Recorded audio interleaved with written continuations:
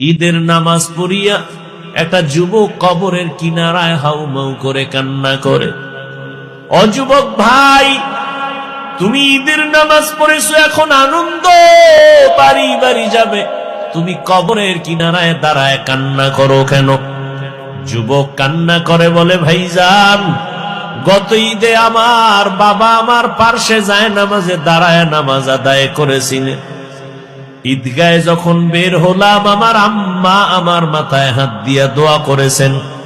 আজ আমি যখন ঈদের নামাজে রওয়ানা, আমার বিছানায় তাকায় দেখি আব্বা নাই, আমার আব্বা নাই, আমার আম্মাও নাই।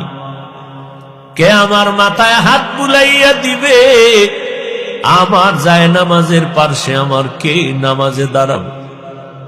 আজ আমি বড় ইতিম।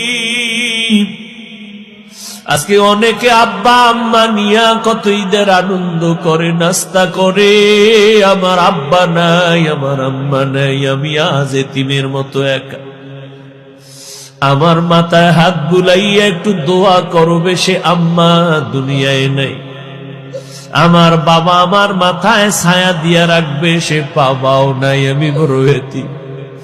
আমার পাশের মানুষ যখন আব্বু বলে ডাক দেয়, আমার কলিজাটা ফেটে যায়। আমার কপাল বুঝি খারাপ, আমি একবারও আব্বু বলে ডাক দিতে পারি না। আমার পার্শ্বে যখন সন্তান আম্মু বলে ডাক দেয়, আমার কলিজা ভেঙে যায়। আমি কাকে আব্বু বলে ডাকবো? আমার মা নাই। আমি যত কষ্ট করতাম, যেখানে যাইতাম রাতের গভীর হয়ে গেলেই মা বাবায় টেলিফোন করতে, ও বাবা এখনো কেন ঘুমাও না, খানা খাইছো নি, শরীরের হালাতটা কেমন, বারবার টেলিফোন করতে। আজ আমার মা নাই, বাবাও নাই, টেলিফোনে রাত 12টায় কেউ খবরও নেয় না। না খাইয়া থাকলেও কেউ জিজ্ঞাসা করে না, ঘুমাইলাম কিনা কেউ খবর নেয় না। ও আল্লাহর বান্দারা, এখানে যারা আছেন এতিম,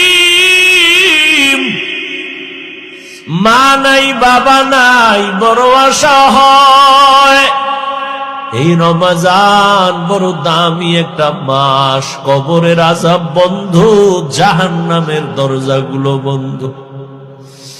ওই কবরে কোনো আযাব নাই, রূহগুলো অপেক্ষায় আছে। সন্তান,